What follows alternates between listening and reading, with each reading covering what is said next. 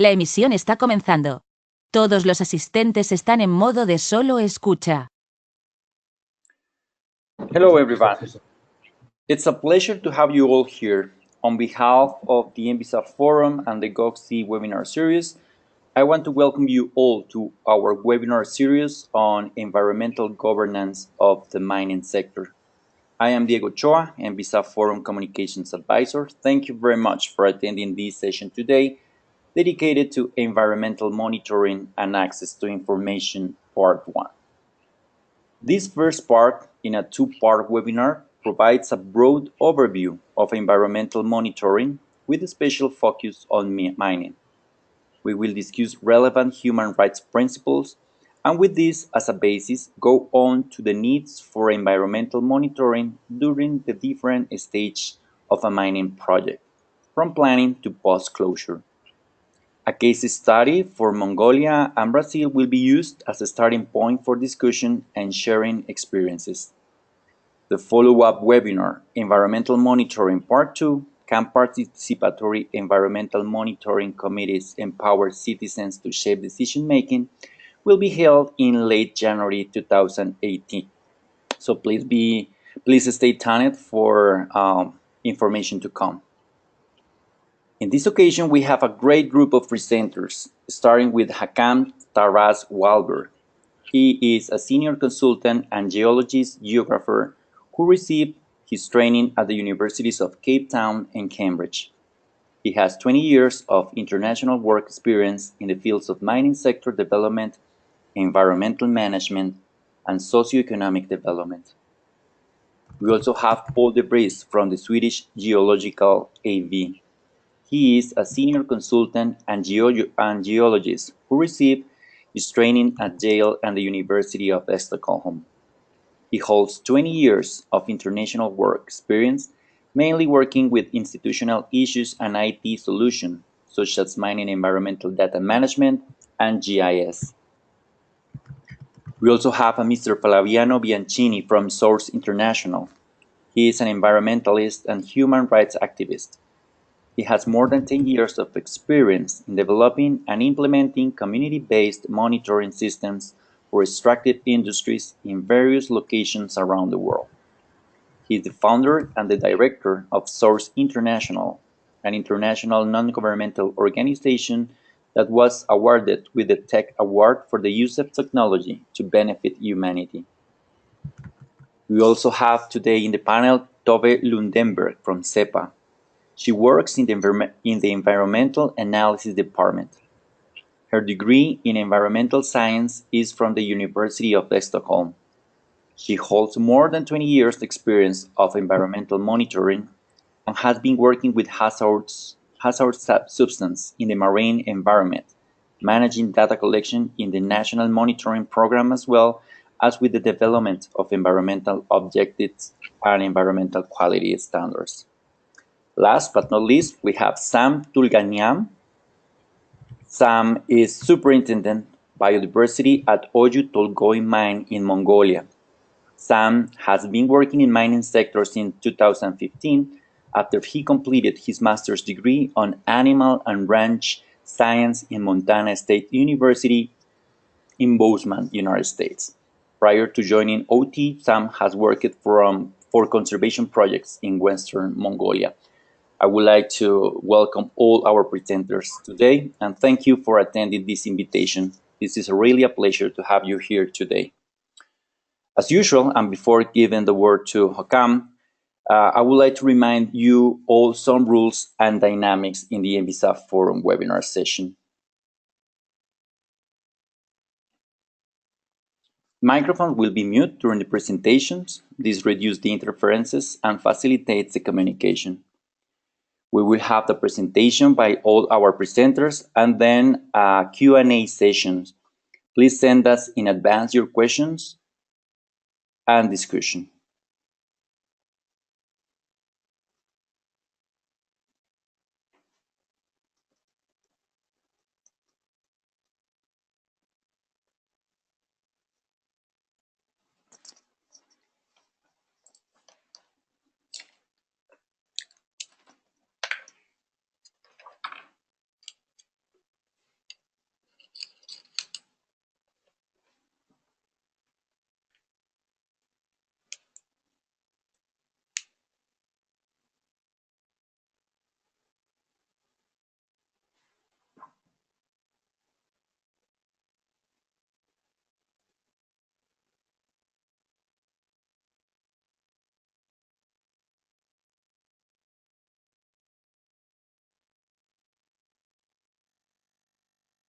of results of that monitoring, there's no information to be accessed or shared.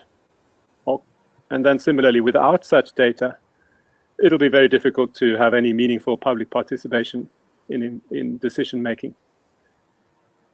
And thirdly, then, if you don't have good data, good information, it'll be very difficult for any person or any group that may have been wrongfully impacted by some industrial development or mining for that matter to take any legal action with any success. So clearly, to collect environmental data is very important. So who collects such data? Who does environmental monitoring? And why do you do it? First of all, and why? Environmental monitoring is extremely important in any properly performed environmental impact assessment. For a mining project, for example, one would accept that any project proponent would include one or at least a few years of environmental monitoring into the environmental permit application. Second, you see there, control of discharges and emissions. In any well-functioning society, a mining operation will need to abide by permits for discharges and emissions, and monitoring is then performed by the regulators or even by the company itself to ensure that these conditions are met. State of the environment. What I mean by state of the environment is monitoring to evaluate conditions, environmental conditions. That type of work is not generally focused on any specific mine or any specific activity. It's rather an effort to understand the cumulative impacts of all existing impacts, activities and mines, including mines on, for example, a river basin. And such work on establishing or understanding the state of the environment is rather closely related to research. So research is also an important, researchers are also important in terms of people who conduct monitoring. And research can be done for a variety of purposes, including to see if there's any new threats to the environment that we need to be aware of, or perhaps try out new methods for how to monitor the environment.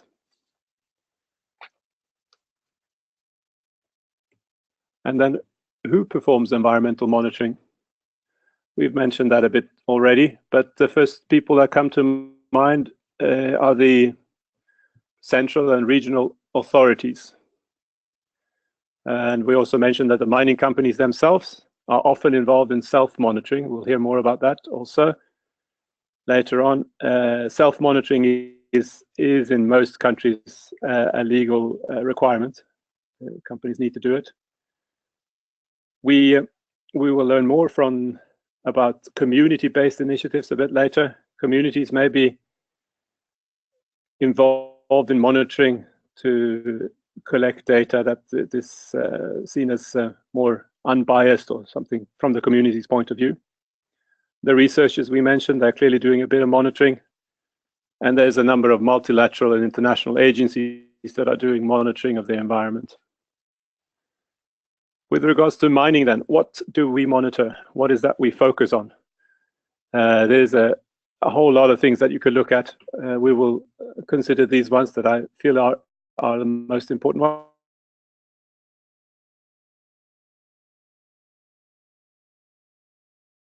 Of acid rock drainage, which is closely related to metals, really. We'll talk a bit more about that. Any chemicals or additives that are used in the process of extracting metals or other minerals from rock. One aspect which has been overlooked a bit in some cases is nitrate and ammonia that comes from undetonated explosives. We have suspended solids, it says there. Erosion of mine waste, for example, can introduce a lot of solids into waterways.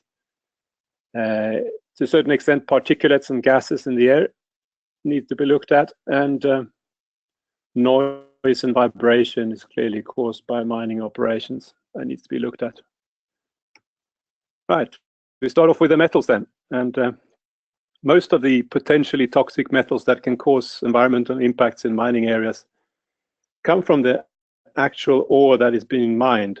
The exception, or the notable or the well-known exception in that regard, would be mercury then, which is used as a process chemical. But here you see two common ore minerals that that are sought. For example, galena is mined for its content of lead, and sphalerite for its content of zinc. Now those two minerals, they contain the ore minerals, the lead and the zinc, but they also contain a lot of other metals as trace elements, or even quite large constituents. So that's a source of metal contamination. The pictures you see in the background there are acid rock drainage examples. You see the brownish, yellowish color of the water. And that's a clear sign of acidity and of metals and other elements being brought into solution. Right, so acid rock drainage, for example, can cause discharges of metals, and those metals can end up in surface water and or groundwaters. And here's an example here of, this is the upper parts of the Kafue River in Zambia. And no contamination here, nice natural conditions. But further downstream, you see there's a little graph here. Maybe I'll try to point with my pointer here. And we have monitored copper content in water here. And further to the left is the background conditions, very low contents of copper. Further downstream, you have mining operations, and you have discharges of tailings, and you have the copper contents going up. And then due to dilution, they gradually are lowered further downstream. Here, another picture of a river or a stream which is not in a good state. You see that if I can point again with my pointer here, that this riverbank here is mostly mine tailings. So there's upstream, there's a mine which is not behaving well. The riverbed sediments are almost entirely made up of tailings. The graph again here is not from the same site. This is Zambian copper belt again, and the Kafue River, copper and cobalt contents in sediments. And you see that the background is represented by low values. Oops, we go back again. And then you get further increases as you go downstream. Right. You can have contaminants arriving in soils. This is rather more common in areas where you have smelting. That's why you have a picture of a smelter there. That's not a mining operation, it's a smelting operation. Or in some cases where you have roasting of ores, which is not very common anymore. But you have some sort of process to make the contaminants airborne, and then they will fall out onto the soils further away. And here again is an example from the copper belt of Zambia, where there's copper concentrations in soil that we have measured, and there's circles. The bigger the circles, the more the higher the concentrations of copper.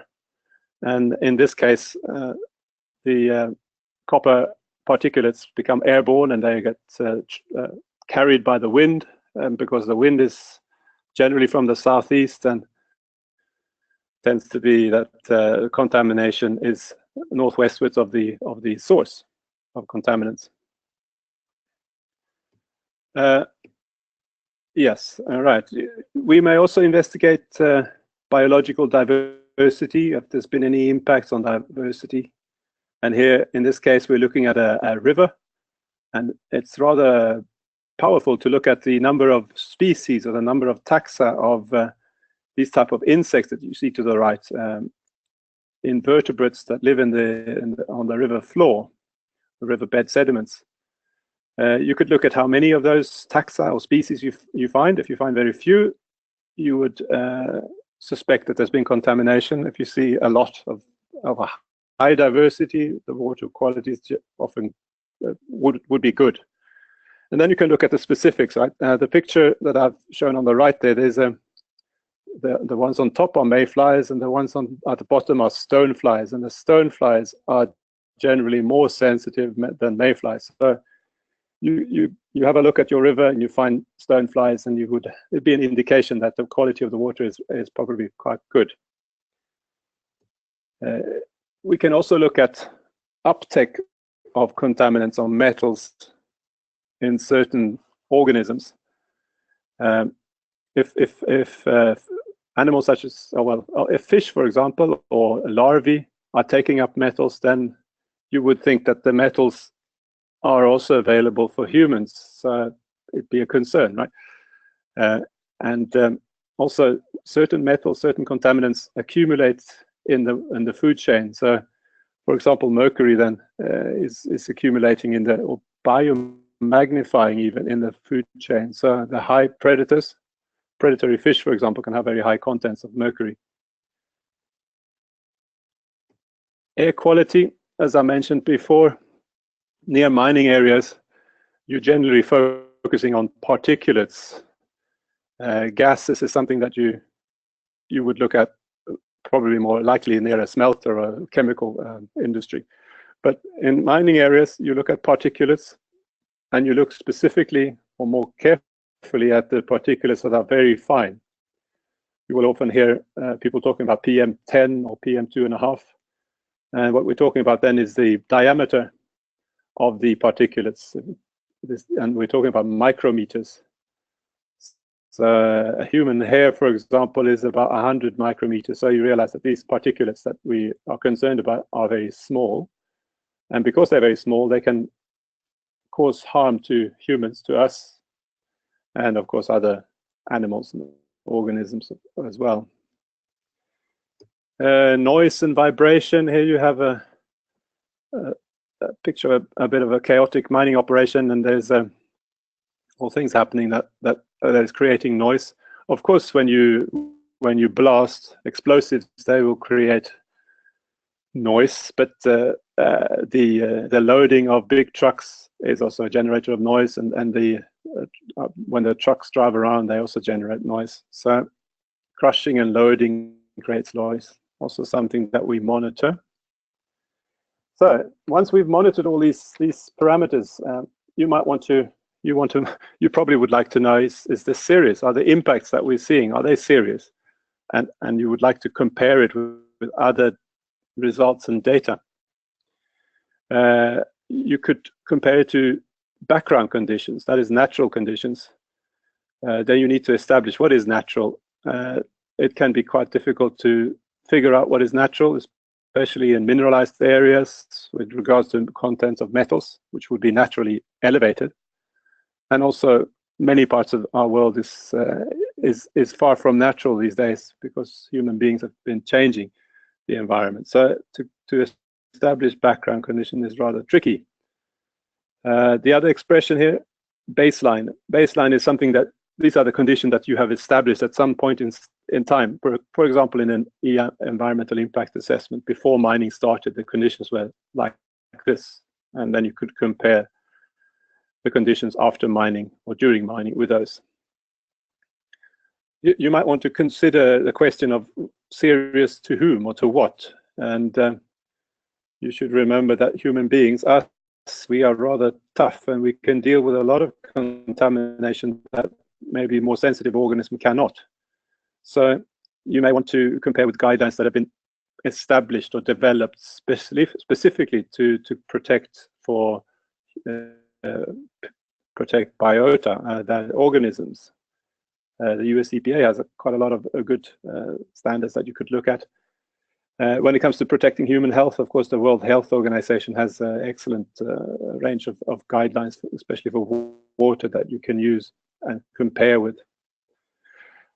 Right, so this has given you a little bit of an overview of the type of monitoring that is done in a mining area and what you would look for. And I will hand you over now to my colleague Paul de Vries, who will tell us a bit more about what one should do with the data thus collected.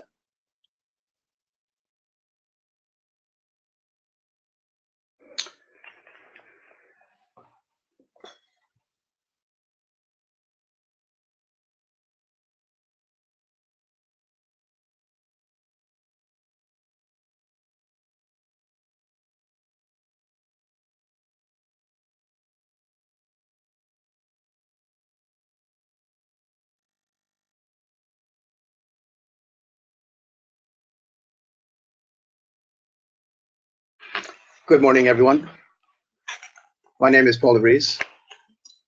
Today we'll be looking at some of environmental monitoring from the perspective of data management. To start with, why is data management important? And how does it relate to the larger mission of monitoring impacts of mining? First and foremost, the data is a record of environmental facts. The facts are ultimately how we prove environmental impacts and how we enforce compliance. Second, as Håkan noted, access to environmental data is a human rights issue. Only proper management of the data will ensure that it's available for the people who need it. Third, data has legal significance.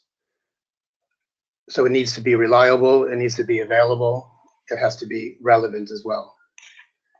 Fourth, monitoring is quite expensive. So the data is a valuable resource that needs to be managed very well.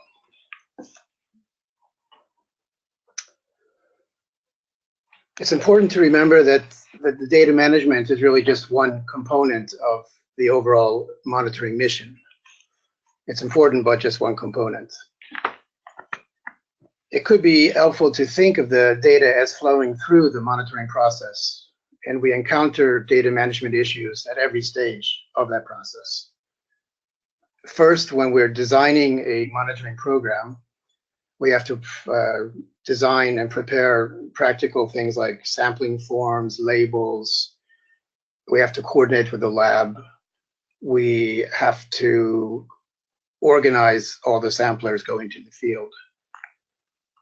Second, during field work, the sampler has to correctly record the data in a way that's been agreed to, so that and to make sure as well that it's turned over to the lab or returned to the monitoring agency, to the home base, in the correct format. If it's not correct, it's not usable, essentially it's lost. Third, the lab will encounter data management issues in that it analyzes the samples and has to keep track of the sample codes, for example. It has to archive the data in a sustainable way. It has to send back the results to the monitoring agency. To do this, usually a lab will use a lab information management system, also called a LIMS database, to manage the sampling data. Fourth, back at the monitoring agency itself, it will also have to archive its data, sampling data, in order to find it when it's needed, to extract it for analysis, and to preserve it for reference in the future, and to preserve it for quite a long time. It could be needed years later. Finally, the monitoring agency and the researchers, and perhaps the general public in some cases, are the last link in this data management chain. They are, in effect, the end users of the whole process, and who will use the data to draw conclusions about impacts and to ultimately enforce compliance with those analyses. So managing the entire chain as a holistic endeavor is quite important. This data is what lets you improve environmental performance by giving feedback to the mining enterprises. It supports permitting if it's, for example, an environmental assessment situation. In a larger perspective, it will support policy discussions about the levels of contamination that are being found. Let's just look at just one of these aspects, the cost of environmental data, as an example of why it's important to manage it well. Monitoring is an expensive activity. It involves a lot of staff time, staff travel to the sampling sites, the lab analyses are expensive. So the data that the output represents, the data represents quite a bit of expense and hard work by samplers. To take a specific example, one water sample taken in the field as part of a field campaign, for example, sent off to a certified lab for analysis of metal content might represent a cost of $300 by the time you include the sampling campaign, the sampling cost itself could be in that range. You can see it's quite expensive. If you multiply that by hundreds or thousands of samples taken in a year by a monitoring agency, you have a cost that's quite considerable. Clearly, the monitoring programs have to be carefully planned in order to conserve those agency resources, but also to preserve the data so that the time and expense has not been wasted. As part of this approach to management, to proper management of data, you cannot really be using ad hoc solutions. For example, it's good if samplers in the field write down things, but that cannot be your primary or only source of recording data. Likewise, back at the monitoring agency, using Excel documents which multiply and end up on many different computers is not really a sustainable way to do this. There's a risk of losing data and wasting all that work and expense of collecting it. So how do we store data then at a monitoring agency? We've noted that the solution with Excel documents is not really a sustainable solution. And what is the alternative? Well, it's clearly a database of some kind, a central database at the monitoring agency. There are various options on the market or home-built options at agencies, but some kind of database solution is definitely what you need. The database will facilitate many kinds of users, the agency itself, other organizations, researchers, journalists, mining companies in some cases, the general public in some cases. We have discussed, or Håkan discussed, self-monitoring. This is also an area that involves issues of data management. Most larger mining companies have significant monitoring programs covering their environmental impacts, usually mandated by law or voluntary or a combination. They also have the resources to do this well. Often they have more resources than the government regulators themselves. Therefore, it's important that the mining companies share this data with the monitoring agency, the regulator. Sometimes the law requires this sharing, but even if the law doesn't do that, regulators and monitoring agencies should definitely seek to establish a working relationship with mining companies.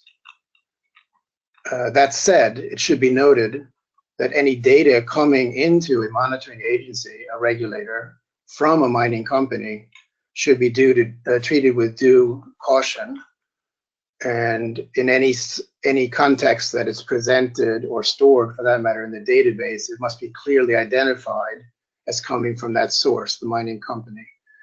There should be ways also for a regulator to confirm the reliability of the data. But assuming this data is handled carefully and is treated with due caution, it can be an extremely valuable addition to the monitoring agency's database after verification. If we look at the question of public access to monitoring data, as we've seen in Håkan's presentation, it's a recognized kind of human rights issue. If we go past that recognition and look at some practical matters, how much data should be available to the public? In a sense, this involves data management because the people who are storing and handling the data will have to deal with these issues. In principle, we could expect that the agency's database would be open to inspection by the public, but there might be some legal obstacles or other legitimate reasons to limit access.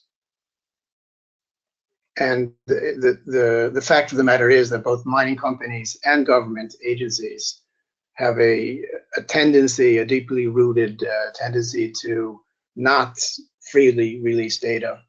That is somewhat changing in most countries, but it's still a factor to recognize. And there are some good reasons for that as well. It's this kind of data, some of the things that Håkan showed you, sampling data, a lot of numbers, some various categories that people reading it might not be familiar with. These are things that are not familiar generally to the general public, including journalists or activists or politicians. And it's quite common for the message that the data is supposed to communicate being misunderstood or taken out of context. Even so, the basic principle in recognition of this human rights aspect of it is that environmental data should be available to the general public. And one way to try and combine these two aspects, that it should be available but is likely to be misunderstood or misinterpreted, is to always make sure in any kind of dissemination of data situation, to always make sure that there is explanatory material accompanying the data. That could be text form or illustrations or graphs, but to just release numbers and tables is usually going to cause some problems. So data always needs interpretation. In terms of how to release it, these days it's hardly a problem. We have the internet, we have public databases, we have social media even. This is, in a sense, the least of everyone's problem is how to spread data practically. The questions are more really about which data and how to explain it, how to interpret it. Thank you very much. I'm now going to hand you over to Flaviano, who will be talking about community-based monitoring.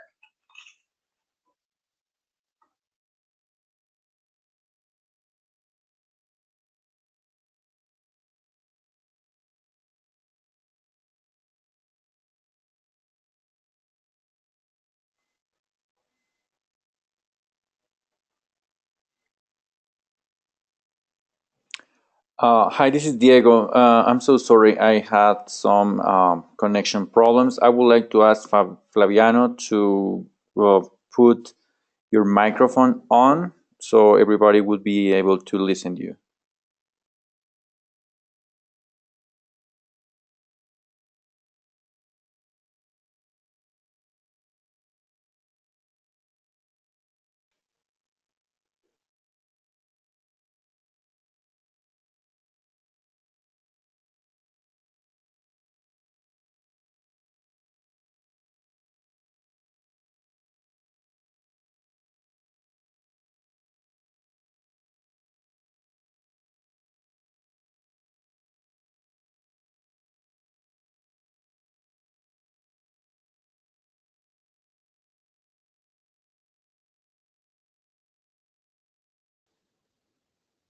Okay, thank you very much.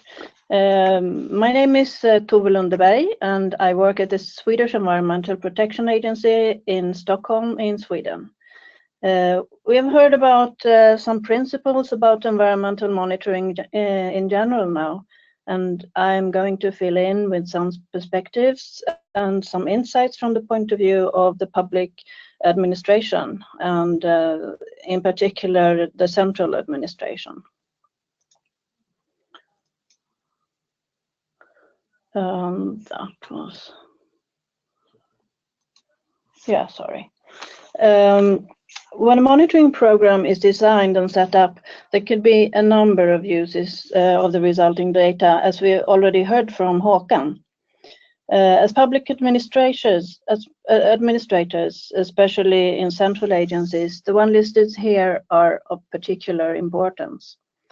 And we also have to keep in mind that we need to assess the quality of the environment as a whole and to include combined effects of different types of activities.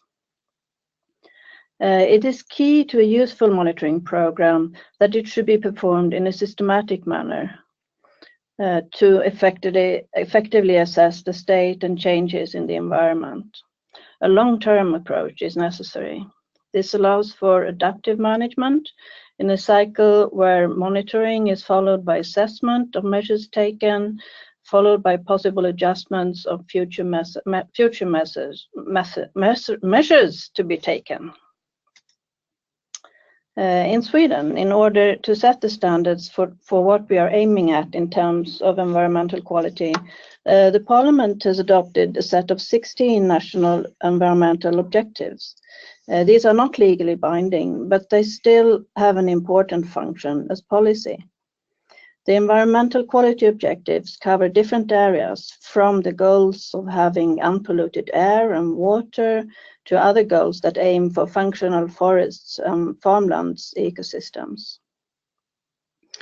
For each of these objectives, there are several specifications that clarify the state of the environment that is to be attained. Environmental monitoring is used as one of the tools to follow up on to what extent the country as a whole or parts of it are reaching these objectives. And a more elaborate and maybe you could say a more modern set of objectives are the 17 Global Sustainable Development Goals from 2015. These goals include a broad range of goals for social development, as well as environmental goals, demonstrating the close connections between human well-being, human rights, and the quality of the environment. In this slide, I will use Sweden as an example.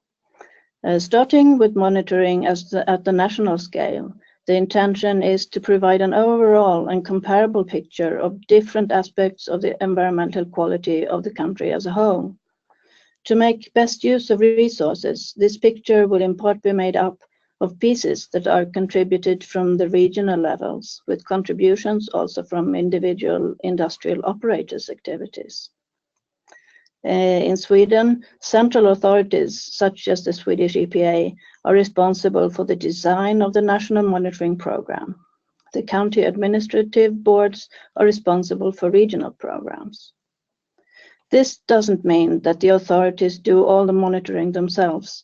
Instead, in most cases, university institutions or consultants are contracted to carry out the investigations.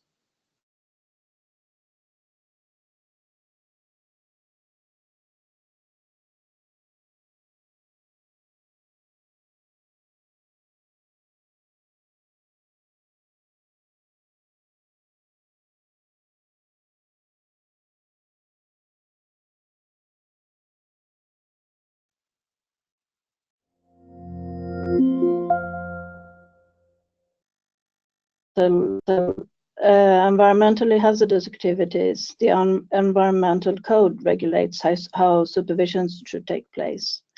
The supervisory body should oversee companies' compliance with the environmental legislation and the requirements set out in the permits. For mining activities in Sweden, in most cases, this supervision is performed at the regional level. The costs attributable to supervisory actions are partly covered by the operator concerned through annual and specific fees, and partly by the state. The operators have the responsibility to minimize and control the environmental impact of their activities. In order to do this, they are obliged to self-monitoring their activities. The self-monitoring to be done is of course different depending on the kind of activity, but it should be run continuously with planning and follow-up, and then adjustment of the plans as shown on this slide. The operator is also obliged to submit an annual environmental report to the supervising authorities. This report should include a summary of all measures taken to ensure compliance with both the legislation and the permit conditions, as well as data on emission to air, water, and land, and also waste generation and use of chemicals. In my last slide, I will show an example of public information based on these annual environmental reports. In order to make best use of the resources, monitoring programs must be carefully planned. The results need to be relevant, reliable, and made easily available. An important role here for the responsible authorities is to provide guidance in this regard. This can be done by the development of guidelines for monitoring programs that can cover issues such as where to take samples, what to measure and how often, methods for sampling and analysis, quality control, data storage, and assessment. As has been said already, it is important that the information resulting from monitoring programs, as far as possible, is made available for broader and public use. In order to be able to do this, the first step is storing the data in databases and to make them available via the internet. But to make the information available to different target groups, it usually needs to be customized. Publications, as shown in the picture, is one way to do this, but there are many other ways, such as radios, meetings, films, and more.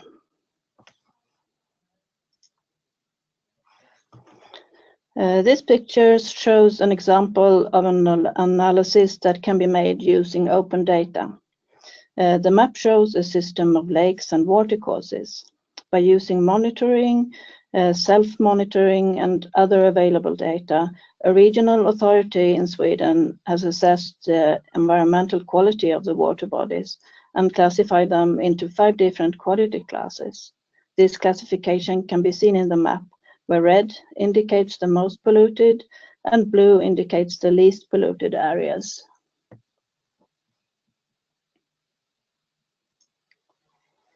And as I promised earlier, this last slide shows an example of information that can be compiled from a mining operator's annual environmental reports and made public via a database on the web. What you see on this slide is a map of the location of a mining activity, some basic information, and a compilation of yearly emissions of certain substances.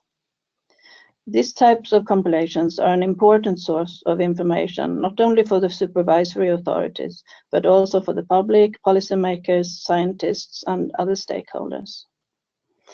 The annual environmental reports are considered public, but there are some exceptions, for example, where the information concerns business interests. The information in this database is used for the follow-up on the environmental quality objectives, as well as for compiling and reporting statistics on Swedish emissions. That was all from me. So now it's time for the next speaker. Thank you.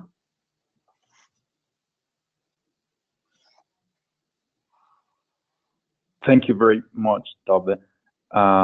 We are still having problems with Flaviano. Let me 1 second. I'm going to try to connect him again. Please accept all our apologies for these technical glitches that sometimes happen when we connect, several countries and continents.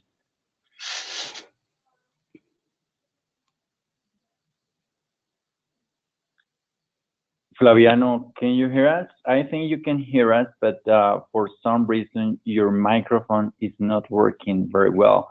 I would like to ask Hakan if we should start with Sam while we try to connect Flaviano again.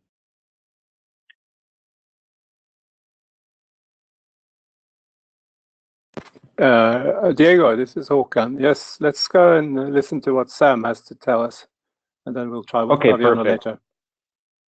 Okay, hold on. Sam, your microphone is open, and now I'm going to give you presenter skills. Okay, Sam, can you hear us? Yes, I do. Do you hear me? And we are seeing, and we are seeing your screen now. So go ahead. Thank you very much. Okay. Good morning and good evening. And this is Sam talking from Mongolia. And thank you for providing this opportunity to talk about Mongolia and our company. I am the Superintendent Biodiversity for the company. Oyu Tolgoi is a subsidiary of Rio Tinto. Today I will present environmental monitoring of mining in Mongolia as a case study of Ayutthaya mine. Oops. Okay. So Mongolia is a landlocked country with about 3 million population, and the main economic sectors are livestock husbandry and mining. The mining takes up to 25% of the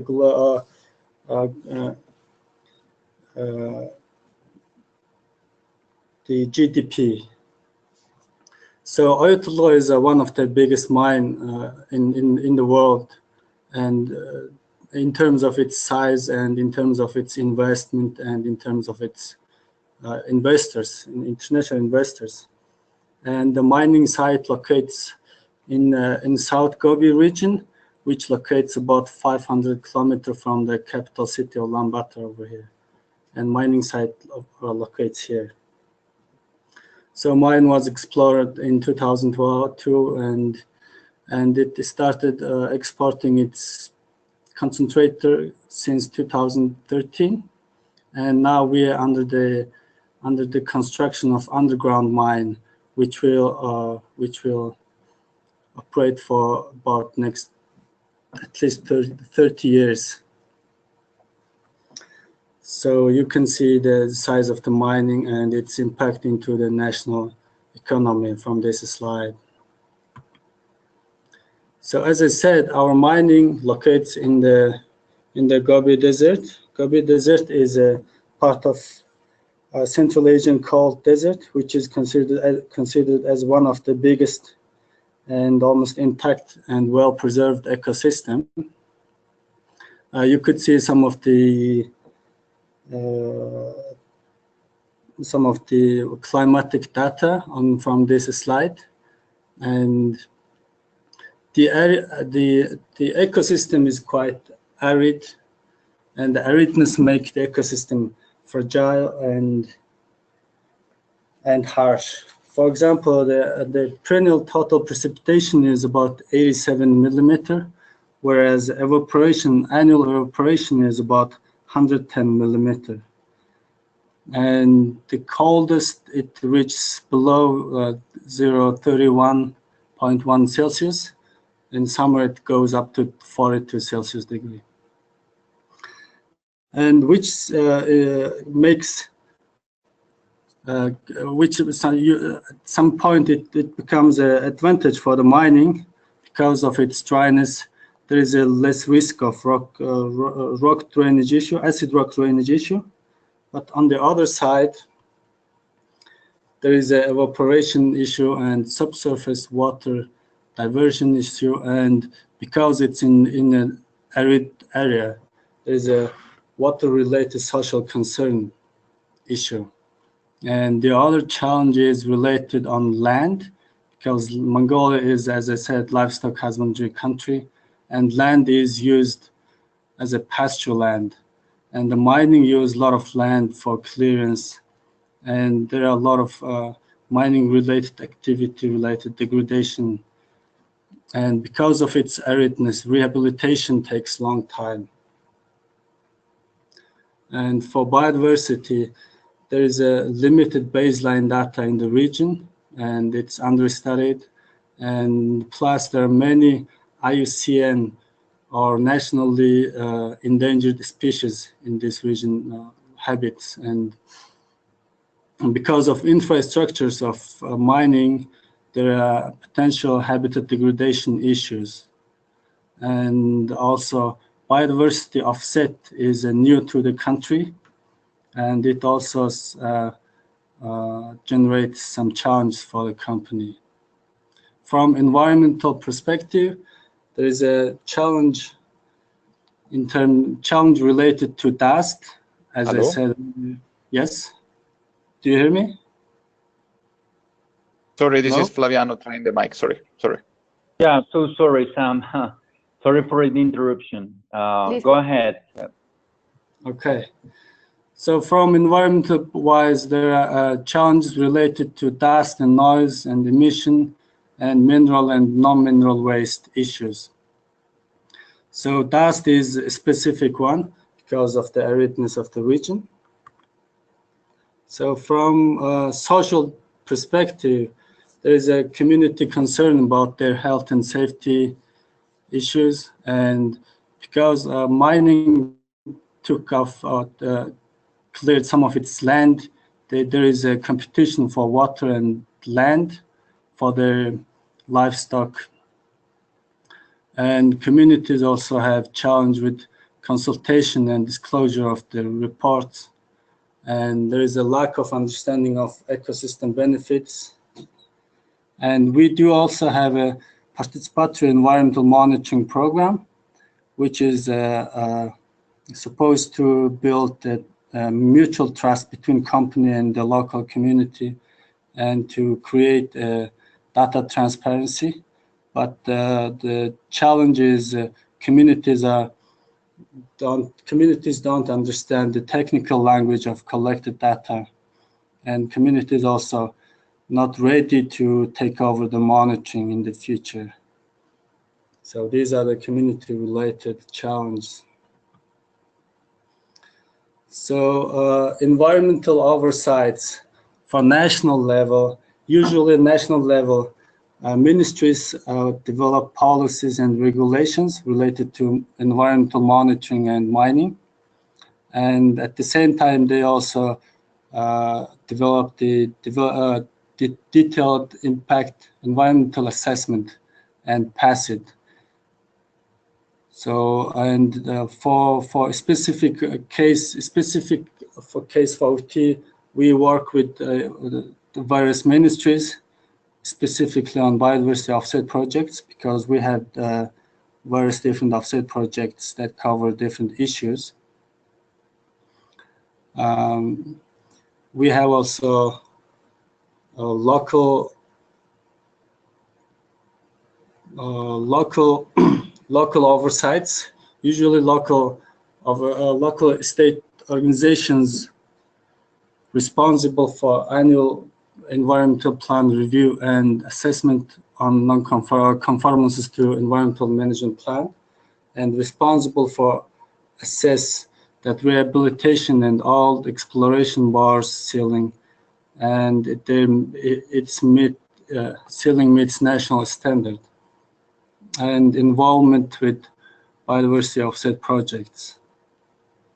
So there is also a local institute called Water Basin Committee, which in charge the water usage contract.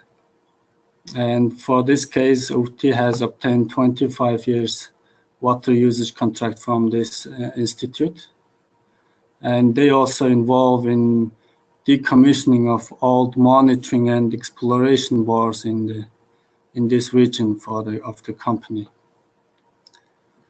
There is the smallest administration unit called SOM, and which is responsible for issuing land use permit and also responsible for decommissioning and rehabilitated area and exploration bores and involvement at Ayutollah's validating water usage report. So these are the main stakeholders and oversights. In general, at national level, they just provide the policy, and local level, local inspectors participate or involve in decommissioning or validating reports.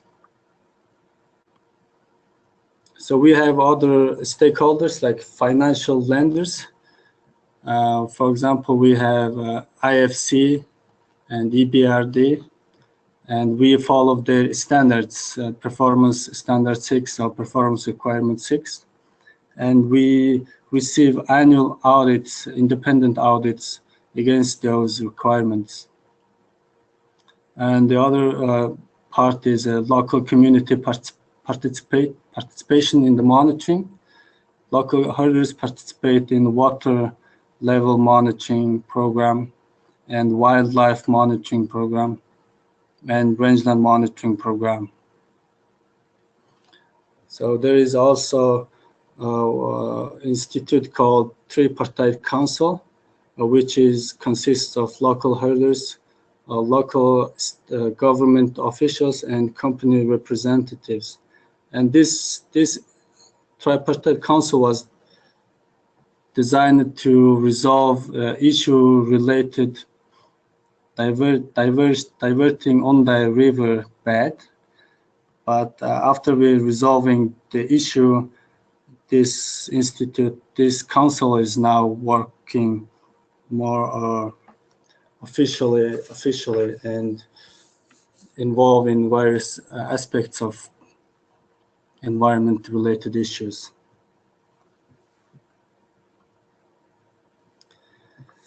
So our monitoring programs are based on a combination of predicted impacts from environmental and social impact assessment and national legislative requirements and our financial lenders' performance standards, and which is not required for all mines.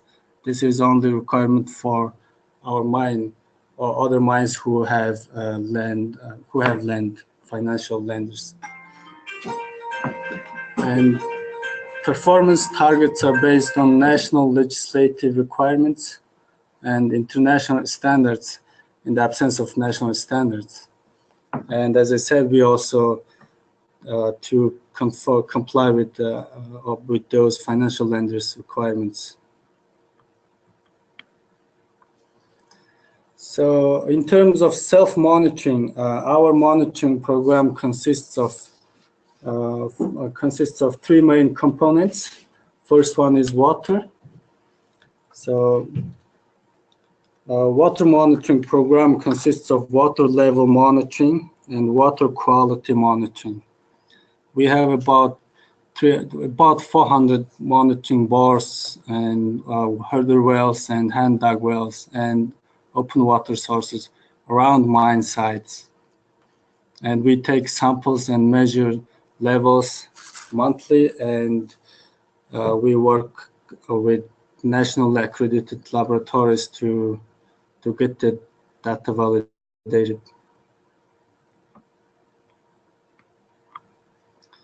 For the second part is environmental monitoring. Environmental monitoring consists of air emission management plan and noise and vibration management plan and soil quality monitoring. In air emission management plan, we measure weather, climate data, and air quality on 17 locations, and we do have also 4 stationary air quality monitoring network. And we also monitor greenhouse gas emissions. And vibration is measured at 8 points and noise in 15 points. For soil quality, we measure heavy metals and general chemical and physical properties and hygiene and bacteriological monitoring and long-term topsoil stockpile quality monitoring. So on this map, you can see the locations of our monitoring plots.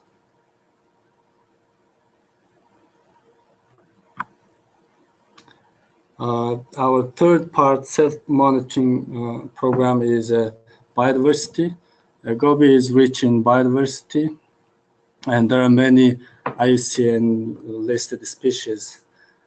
For example, holang and Gertrude gazelle, and Gobi is also a habitat to many other wildlife. So we have land disturbance control and rehabilitation management plan, which is dedicated to control land degradation and land clearance and land rehabilitation. And this management plan has about 12 procedures, which includes topsoil handling or land disturbance permitting, etc. There are 12 procedures that has to follow. And the second one is a biodiversity management plan, which consists of biodiversity monitoring and evaluation plan. And through this monitoring plan, we see whether our mitigation measures are effective or not, or whether it needs improvement or not. And based on the monitoring, we use adaptive management to update or to redesign our monitoring program. And the last part is a biodiversity offset management plan. And even though we use mitigation hierarchy and use rehabilitation, avoidance, and mitigation measures, there are still some adverse impacts that needs to be offset or compensated. And through our offset management plan, we have developed 5 different offset programs. Each are dedicated to compensate or offset our adverse residual impacts. And we have, as a company, we have also committed to reach net positive impact on biodiversity of the region. So you can see some of the biodiversity from this region on this slide. So why self-monitoring is important? The self-monitoring increases the understanding of local environment and flora fauna in the area that we have limited data.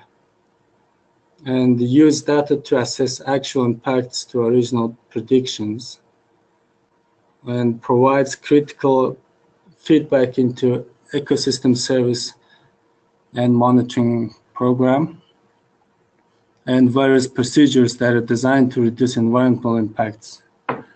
And it allows us fast turnaround and response times when issues are detected. And with this self-monitoring program, we are able to prepare reports for various internal and external stakeholders. And we made some of the reports available for wider communities. So that's all from my side.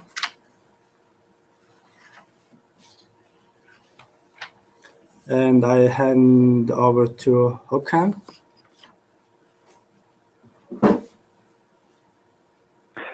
Thank you very much, Sam. This is Diego. Sorry, Hakan, for interrupt you, but just wanted to let you know that we could figure out problems with audio with Flaviano. So if you allow me, I can just convert Flaviano in presenter. Flaviano, can you hear us?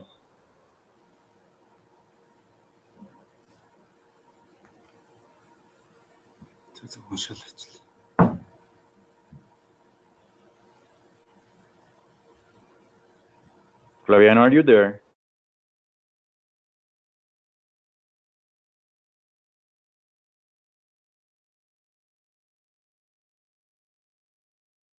Okay. Okay, and just unmute your microphone again.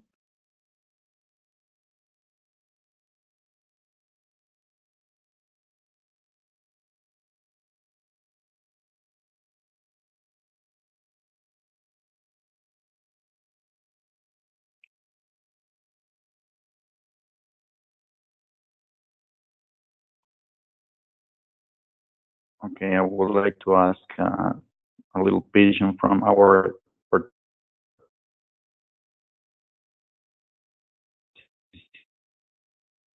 Flaviano?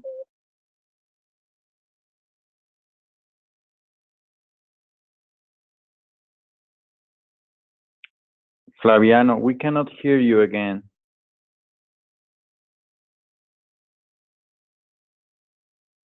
Hold on, so sorry.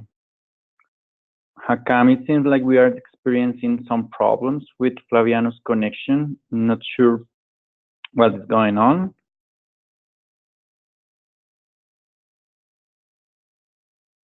Right, Håkan Taras here. I can present Flaviano's, at least a summary of it, as we seem to have lost him.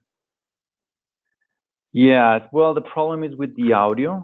We already have his presentation in the screen, but again, we are experiencing some problems with the audio, and I'm not sure why, because we already connected him.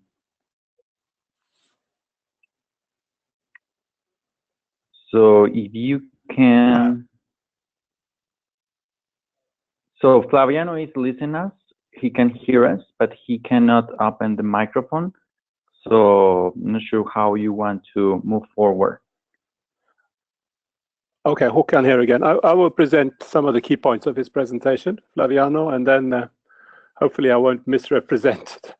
And then he can hopefully be connected up until the discussion, if there are any questions there.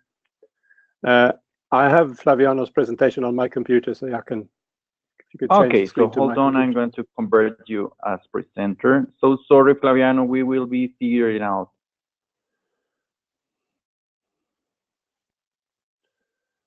Right.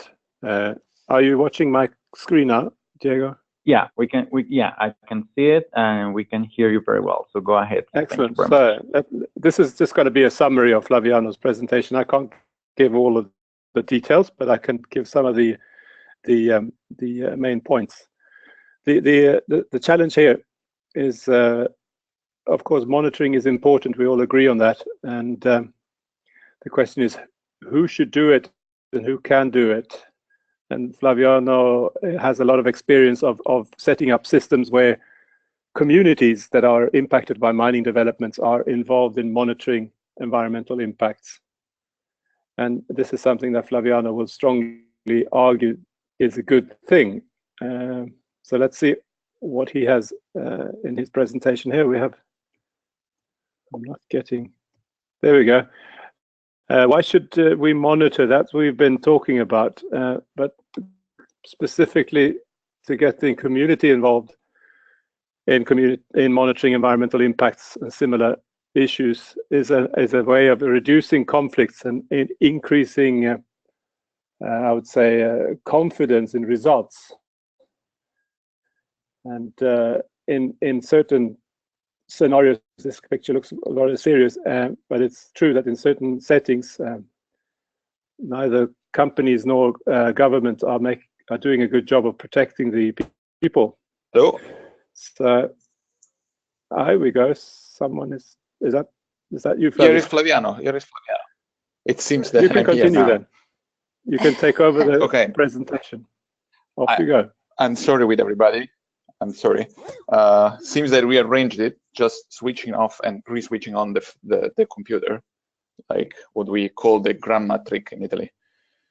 Yeah, so as Hakan was saying, monitoring is very important in order to reduce conflict, the community-based monitoring. In some situation, conflictivity and mistrust between companies, government, and communities make it very hard for communities to trust what the company says and what the government says. So having a community-based monitoring system can create a trust and create a sort of common ground between community, government, and companies. So create a common ground of dialogue. Such community-based monitoring should not be considered as an opponent of the government monitoring or the company monitoring, but is a complement to it. So if it's done well, it can really trigger the trust between community, companies, and communities. Flaviano, sorry for interrupting. Yes. Go ahead. Sorry for interrupting you, Flaviano. I'm sorry. Go ahead, Eva.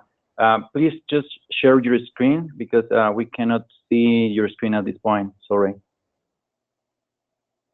Sorry. Perfect. Thank you. Okay, yeah, that's perfect. My apologies. My apologies. So actually, community based is a key element to conflict reduction, and it also responsibilizes communities, so they make them more aware of what is happening inside their territories, and therefore be ready to receive the investments and the jobs that often mining companies provide. And it's also very useful to avoid abuses from the mining companies, as the community is controlling it, and the company knows that the community is somehow controlling them. It's a good tool to avoid misconduct from mining companies. Well, what to monitor? Basically, everything can be monitored.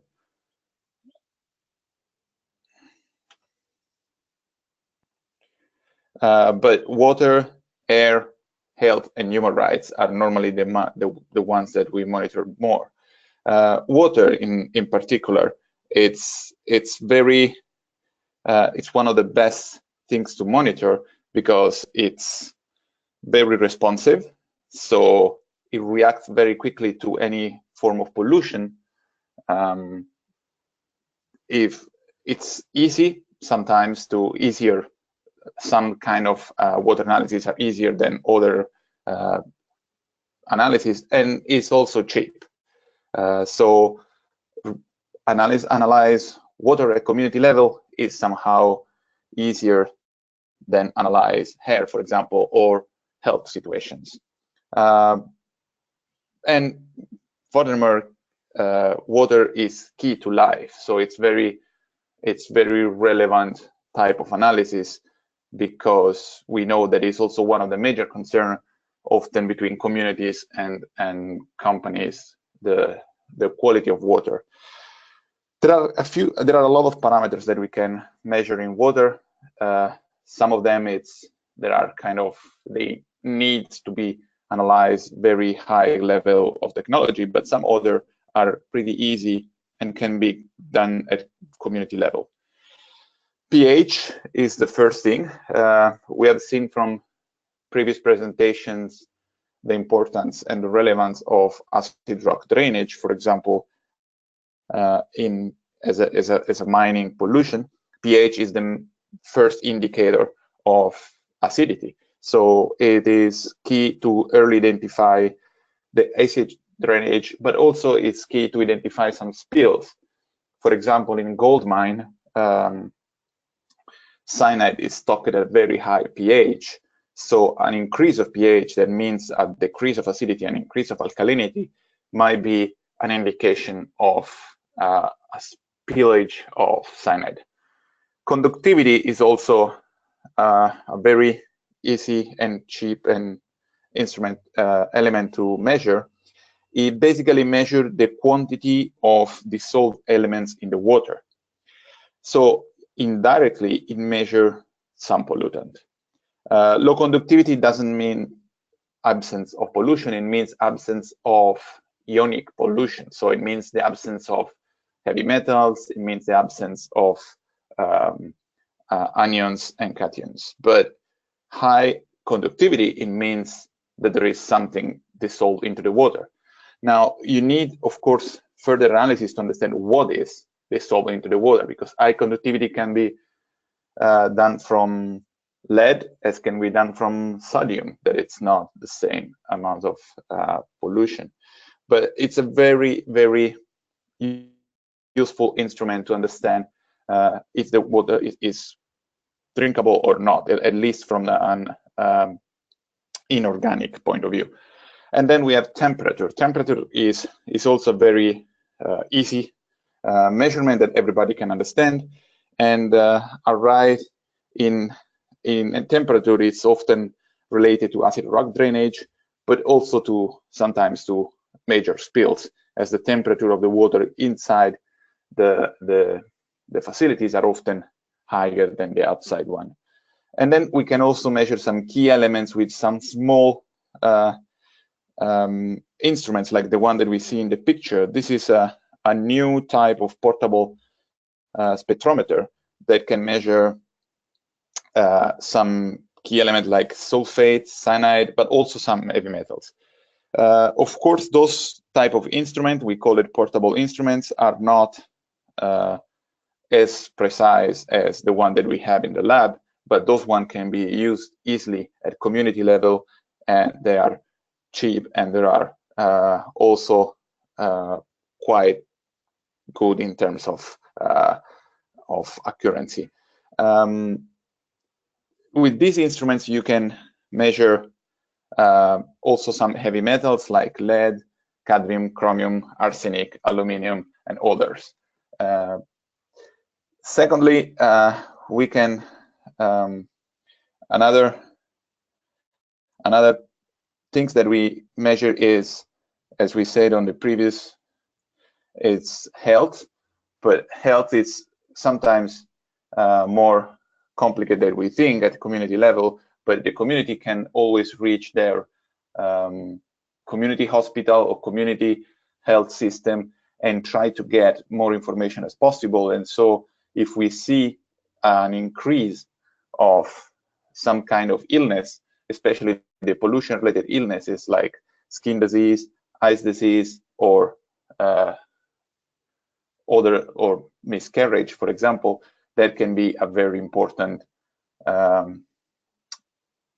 tool. And then we have also the human rights impact assessments.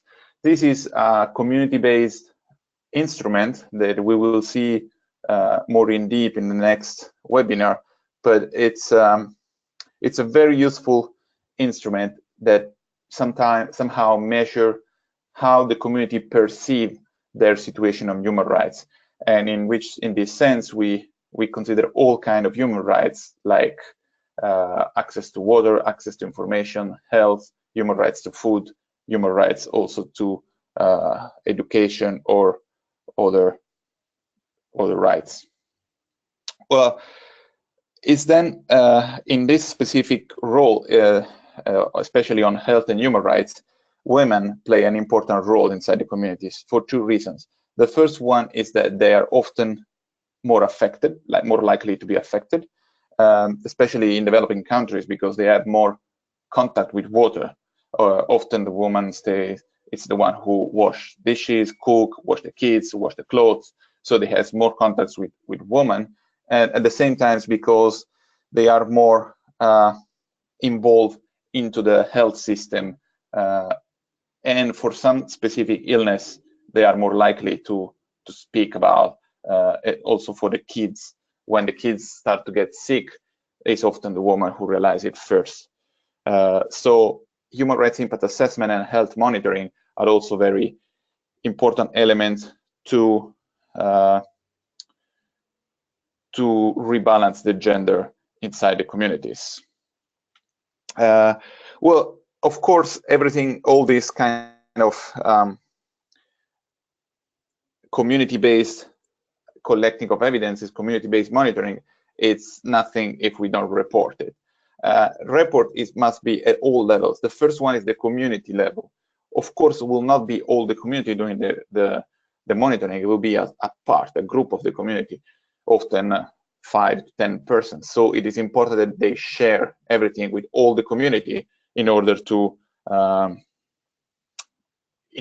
make all the communities aware. Sometimes in some communities we have experienced the ideas of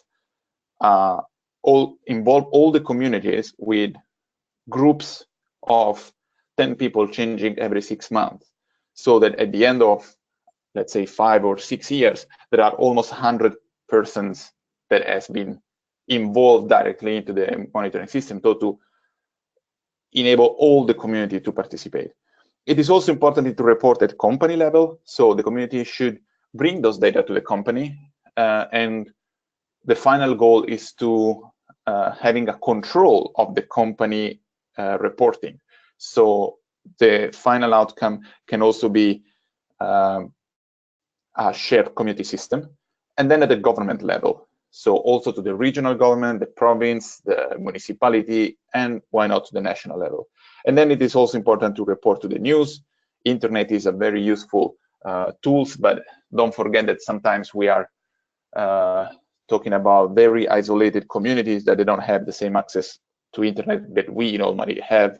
So, for example, community radios are a very powerful tools in remote areas.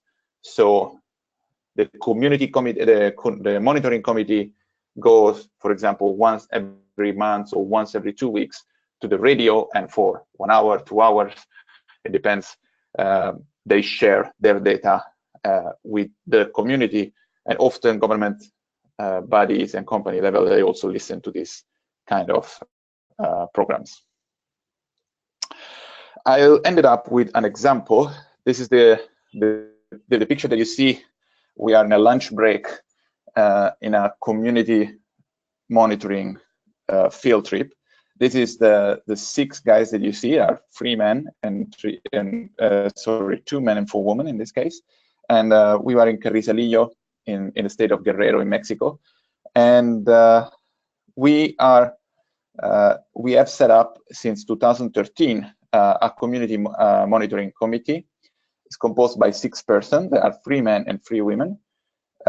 Every time they go to monitor, there must be at least 3 persons, including 1 man or 1 woman.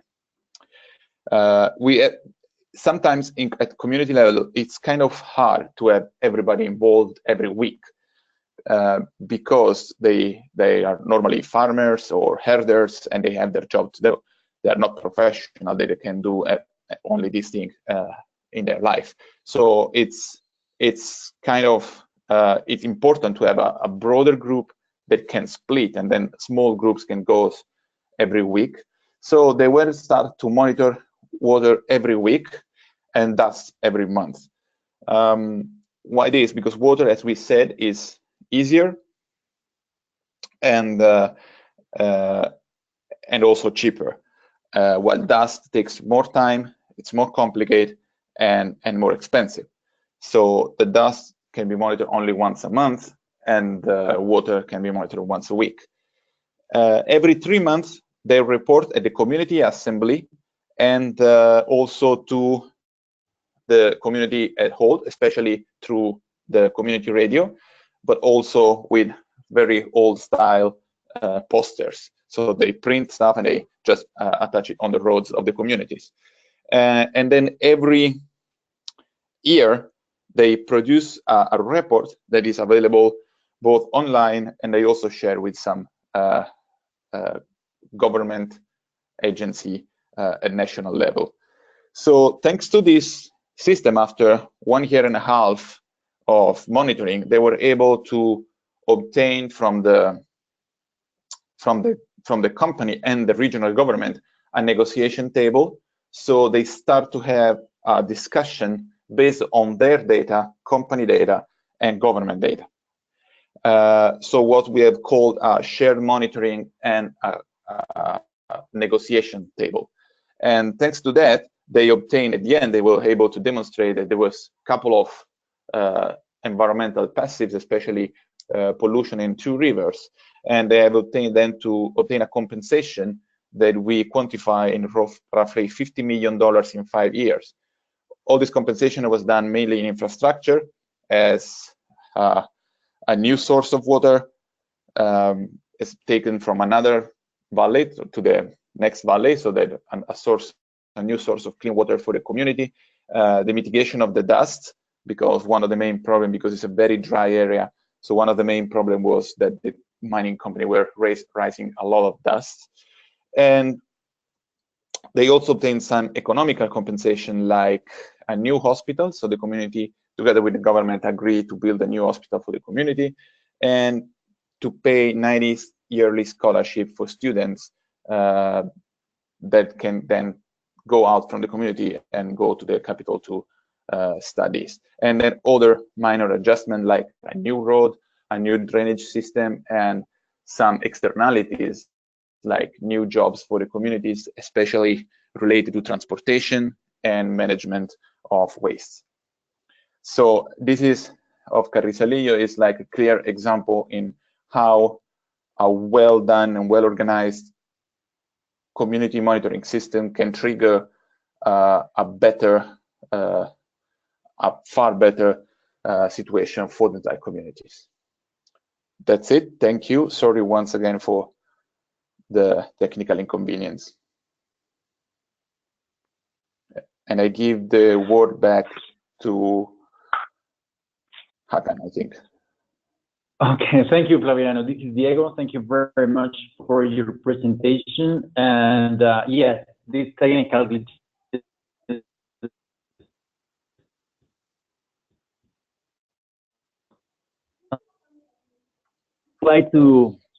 I would like to open the Q&A session, but before doing that, as usual in our sessions, I would like to remind you all some rules and dynamics in these MBSA forum webinar sessions. The microphones are muted during the presentation to reduce interferences and facilitate the communication. But then we will have now the beginning of the Q&A session. So I would like to invite all our attendees to share your questions, doubts, and comments, or raise your hand to participate in this Q&A session. Please use the control panel of the GoToWebinar platform.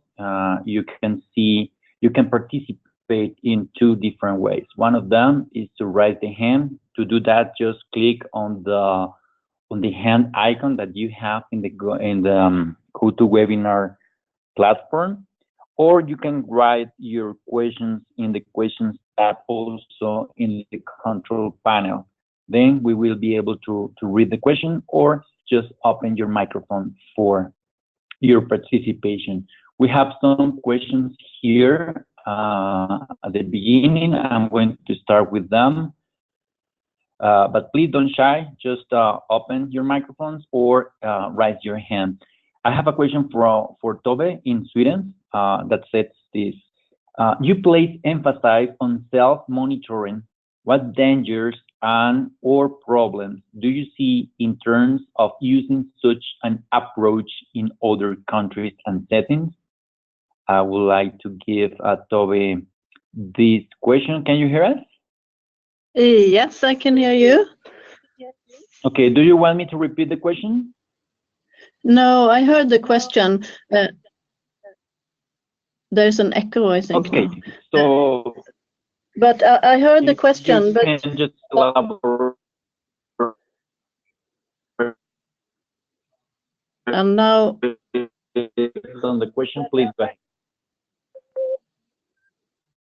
Now I had some problems in hearing what you said. It goes on and off, but I heard the question. But I wonder, we had some really good discussion about the self-monitoring, and should I go on? Yeah, Yes, please go ahead.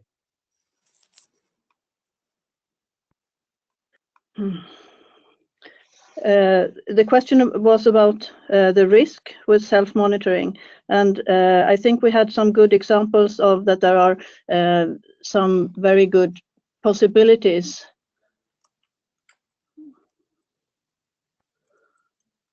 Can you hear me? Yeah, we can hear you. Can you? I can hear you sometimes, but it goes on and off a little bit. So I wondered if you can hear me. Yes, I can hear you well now. So go ahead, and if we have some issues with the audio, I will let you know. Okay, good. I think we heard from Flaviano that there are some very, very strong possibilities with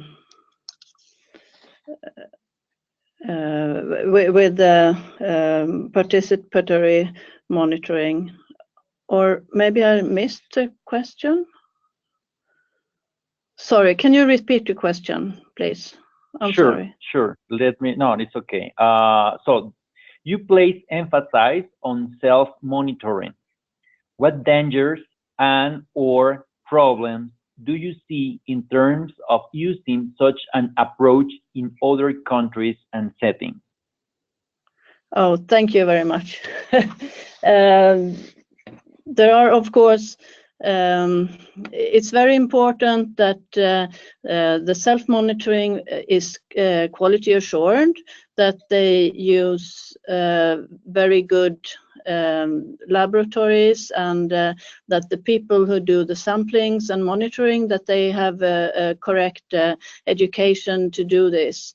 And also it's very important that the supervisory body also does check the company's work, because most of the companies, I think, or many companies, do a very good job, but in order to check if all of them do a good job, it has to be checked by the supervisory body, and that's, yeah, that's very important. I'm sorry for being incoherent, but I had some problems with the sound.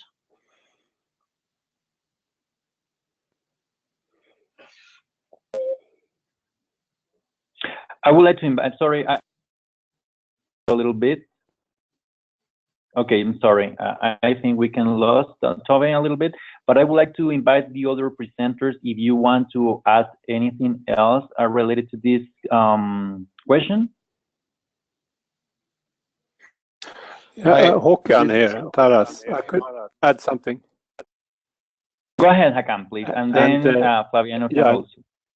It relates to something I heard actually in a country not too far from where I'm sitting in Sweden. A frustration by the authorities in a setting where you rely to a great extent on self-monitoring is that in cases where you have a company which is very responsible and does a good job in monitoring and does a good job in distributing the results, it's easy, in cases there's an infringement, it's relatively easy for the authorities to find out that there's been an infringement and also to punish the company in question.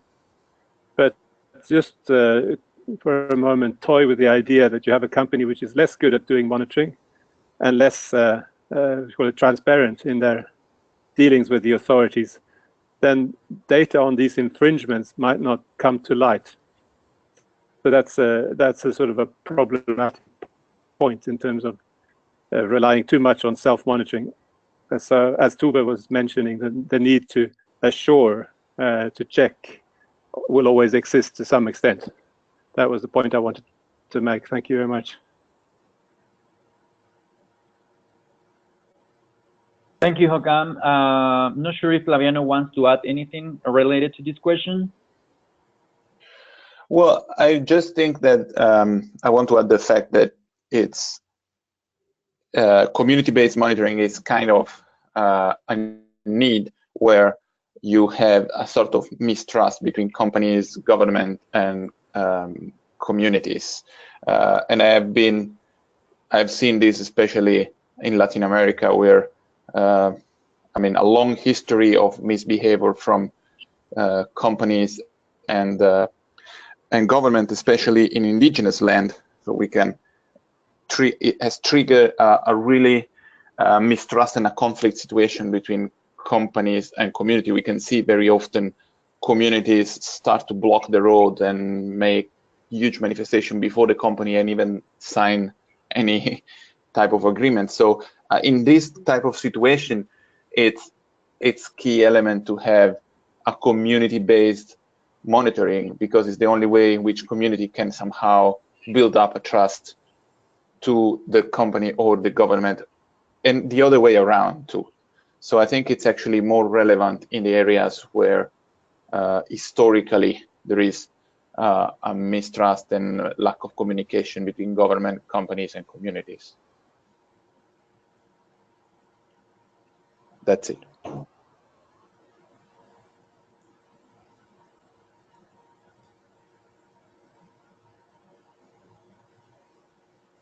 On doesn't work, just send that your question through.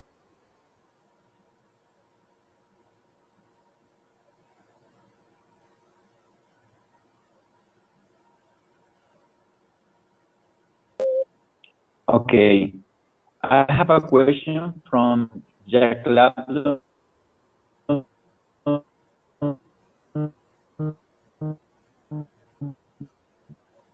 Dorsensen, I'm sorry if from Sam. OT has some good self-monitoring programs.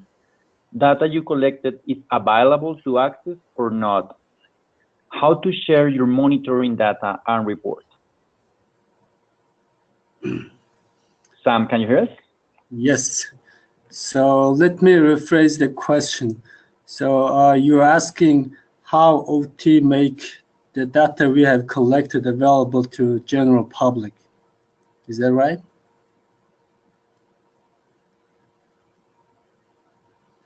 Hello?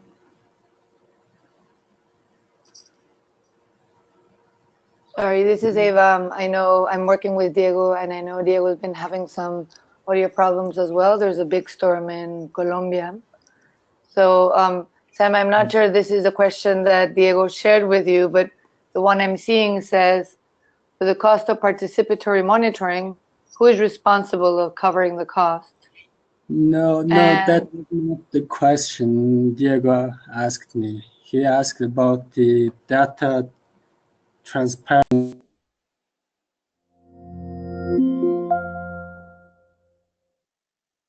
And I can follow up on another. Please.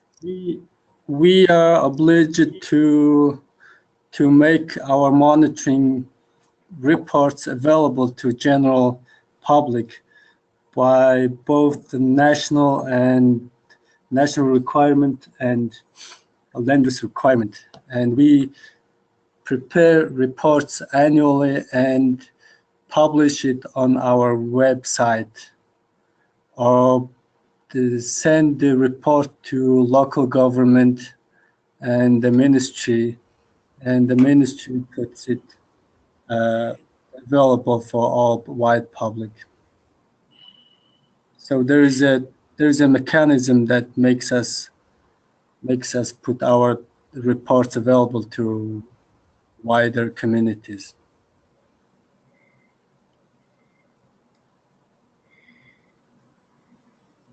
Fantastic. Thank you very much for your answer. I'd like to read a question we have here from Audrey Cash for Flaviano. So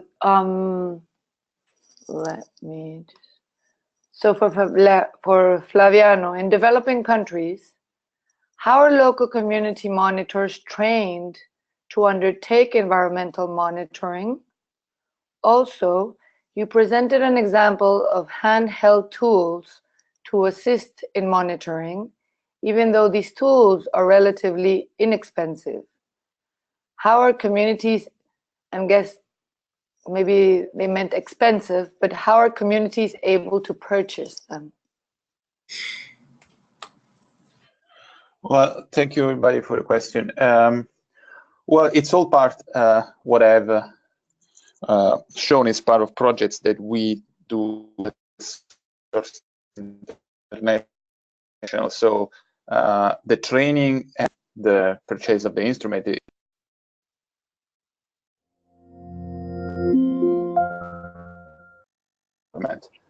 or sometimes it's through some international NGOs, and so through monies of international cooperation.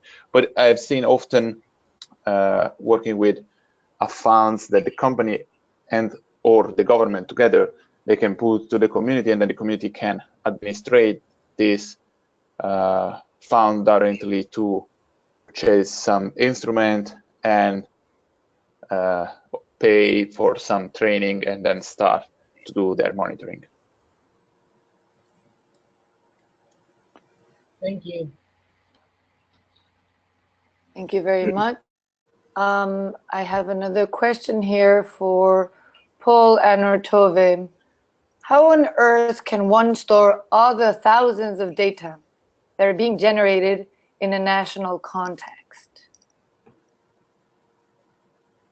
So if either one of you want to take to answer this question, or maybe one after the other to support each other's response. You want to go first, Tuva?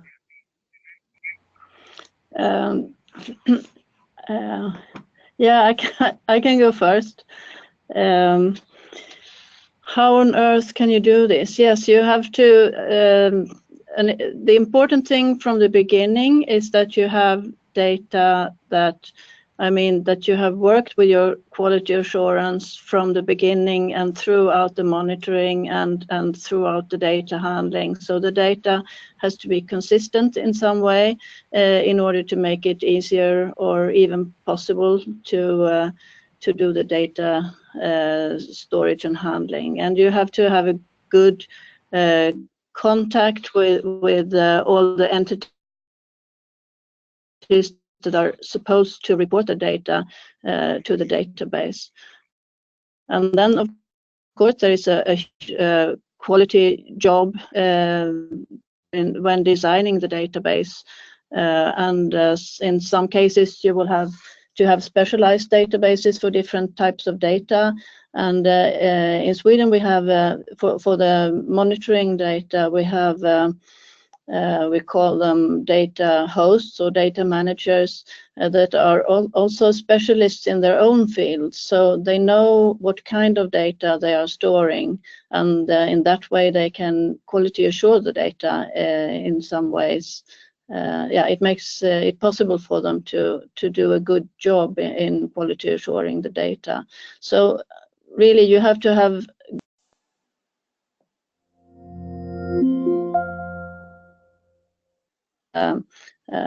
complement that. Thank you, Tove. Paul? Yes, thank you. Yes, I agree with all that. Certainly, as I mentioned, you need a database solution. If you're using a lot of Excel files, then you sort of started probably on the wrong road, and it's time to back up a bit and think about a longer term view, and certainly at the level of the entire organization, whether that's the ministry or a department or even at the country level, give it some thought to find out what other countries have done, what they're using. As Tuva said, it's actually a lot of planning work. There are some ready-made databases, again, depending on how much data you have and how complicated it is.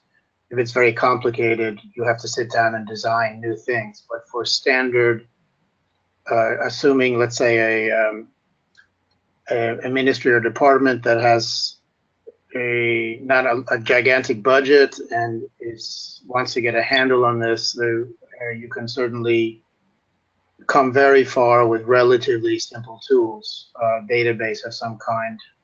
These kinds of things are available. You can ask around and check with other countries.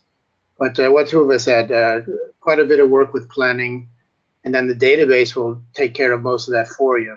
And then you need, of course, to think about all the quality assurance and everything around the actual data. But the actual quantity of data is less of a problem. It's really the people involved and the funding to let the people do what they need to ensure the data quality. Thank you. Thank you both for your response to this question. I see that A. Erwin's hand is raised, so I will open his mic. A. Erwin, can you hear us?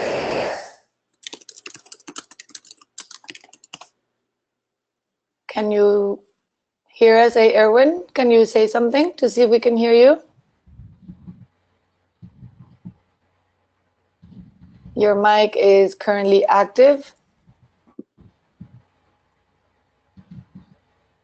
Once again, A. Erwin. Okay, I will try reconnecting with him later on. So I have another question for Flaviano. Flaviano, are there examples where companies are having trainings for local communities for them to be able to interpret environmental data? Hi, thank you for the question. I don't recall any case in which the company itself go for the first step and start training the communities, but I have a couple of examples in which the communities start by themselves and then they reach the company and they start to do it together. One of them is Carrizalillo that I've shown before, but there is also another case in Peru, if I remember well, yeah, in the Amazon forest, in the case of of Canán de Cachillaco in Nuevo Sucre, about oil extraction in that case. But after the community start their own monitoring, then the company reach them and they start to support their community-based monitoring system. I don't personally know any case in which the company start as a first going to the community and say, let's do a shared monitoring. There has always been, in my experience, the community starting and then the company jump on a later moment. But that's my experience. It might be other cases somewhere else. Thank you so much, Flaviano, for this question. I am now enabling Barcas Lososlurin's microphone. Can you hear us, Barcas? I just want to remind all attendees that in order to activate your microphone, you have to right-click and activate your microphone. Hello, Barcas.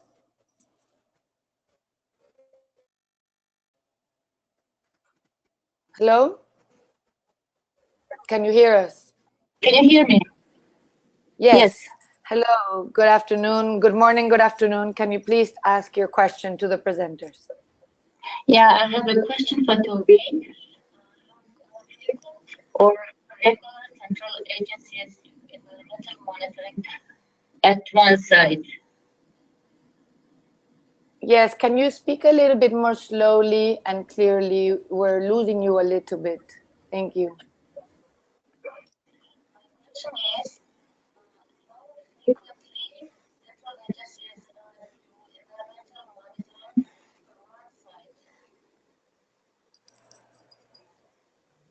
Vargas, unfortunately, we cannot hear you very well. Wondering if you want to send me your question via the chat on the control panel so I can read it to the presenters.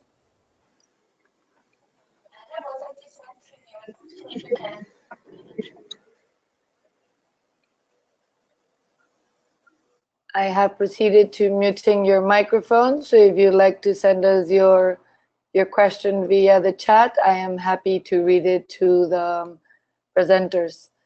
Well, now I have a question for Tove. So how frequent central agencies do environmental monitoring at what site? At one site? Thank you. And I would answer quite simply that that this would vary. It depends very much on what you're measuring, and it depends on the variation. Sometimes some things you measured are fairly constant during time, and those things you can measure more seldom, but things that vary a lot, you have to measure them more often in order to be able to have good values. And if you want a more, that's the general answer, but I think, yeah, it covers it. And for example, when you measure some substance in a water course, if you have a lot, I mean, you have to adapt it to the water flow. When the water flow is very high, it dilutes the substance, and when the water flow is very slow, you can have maybe higher concentration. So you have to think about a lot of things around the certain thing that you are measuring. Was that clear, or do you want to specify the question a bit more? Well, I will ask Barcas to send me a follow-up message in case that was not clear, Tove, but thank you very much. I have another question here in the chat from Audrey Cash. So with regards to the cost of having a reliable database, what kinds of databases are available for local communities? And how are local communities storing the data that they gather? And this is a question open to all of the presenters, of course, including Flaviano.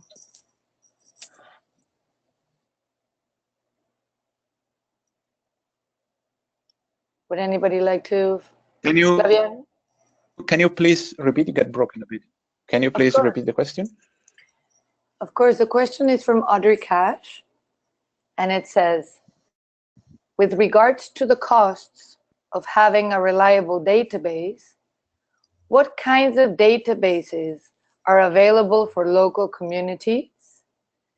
And how are local communities storing the data that they gather?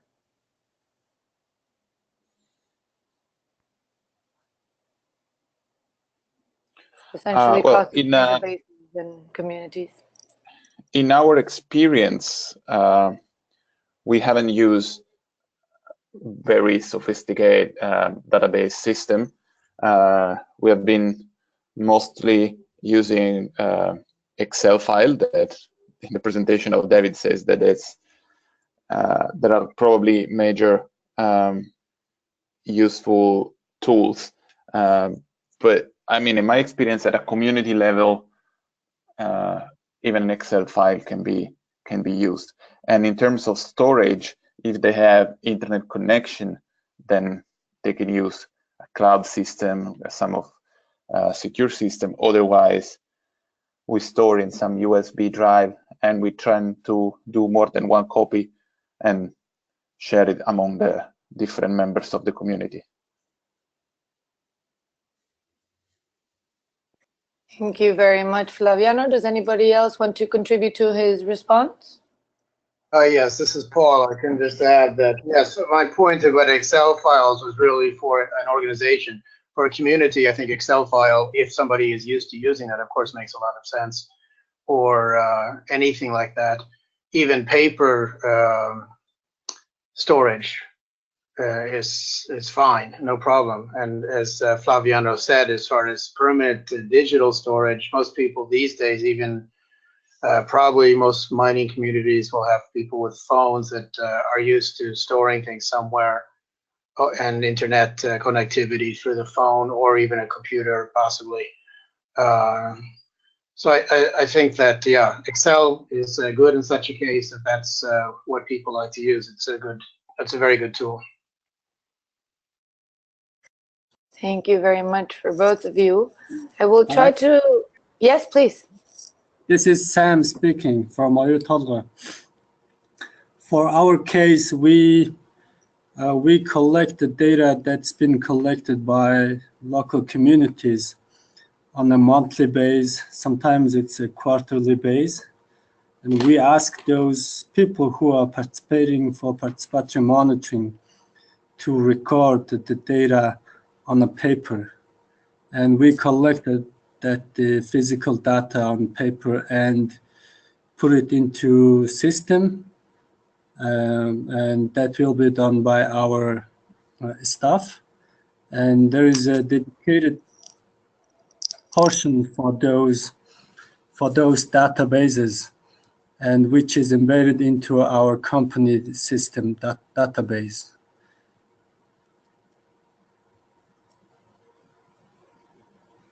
Thank you very much, all of you, for your response. I will try once again to activate Erwin's microphone, given that the hand is still up. Give me just 1 second. Hey, Erwin, can you hear us? Your mic is open. Greetings. Yes, I can. I don't have any question. Thank you very much. Okay, thank you very much. So I actually have one other question from, actually I have questions that go for both Flaviano and Sam. So for Flaviano, are there examples where companies are having trainings for local communities for them to be able to interpret the data? And for Sam, do you think this is a good idea to educate the local community so that they can interpret the data? And is this something that you have considered? You want to go first, Flaviano? Yeah, okay. It's very similar to the question before. I don't have experience of this. Some companies, when they publish their data, they also kind of explain it. And in some case, they also organize meetings with the community in which they try to explain it. I haven't seen yet a real training program for community to self-understand the data that the company publish. So in my experience, it has never happened, but it happened the other way around. So in the moment in which communities start to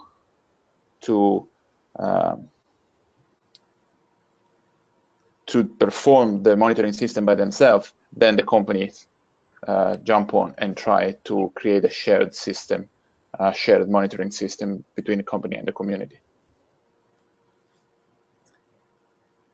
So for our case, we started as a company training the participatory monitoring program communities first, and they started collecting data, and now our program has been running for about 5 years, and we have collected a lot of data, and most of them are not being used very well because of lack of understanding of the data, and because of the quality of the data. Those data are not being used well. So yes, we considered the option to train herders to make them able to analyze the data or interpret the data more. So that way they can use the data that they have already collected, or in future they will have their own ownership on this monitoring program when they have ability to interpret the data. So yes, we are considering that option as well, to train them and to make them able to interpret data.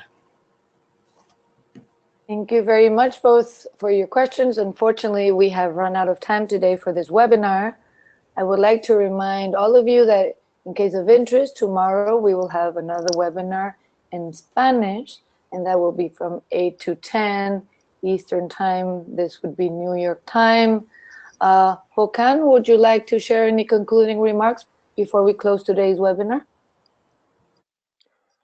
Thank you, Eva. Yeah, I'd like to say thank you all for participating and for listening into this. And yeah, the role of the regulator and the role of the mining company and the role of the community, that was maybe what we spoke about most. And that is an interesting and challenging question to ask oneself. Who should be doing the environmental monitoring, and whom can trust? And with regards to community, I just wanted to add that at the end. Of course, local government in a country that functions very well, there are such countries, as you know, then the community could almost be the same as the local government. And local government's involvement in these kind of environmental monitoring activities is a rather important issue also to think about. With that, I'd like to thank you all and hand back to Eva. Thank you very much, Håkan. And again, we would like to apologize on behalf of the NBSAP Forum for some of the technical glitches we had today. This is something that happens when we have speakers in more than 3 to 4 different continents, each, well, with the technical problems that may arise in each of the different countries. But we were happy to have all of you participating today. On behalf of Diego, as well, his apologies. There's a big tropical storm where he's living in Colombia, so he sends his best. And then lastly, we will be sharing the recording of today's presentations on the NBSAP forum. This is nbsapforum.net, but we will be sharing all this information with you again. On behalf of all the organizers, thank you and have a wonderful rest of your day or evening.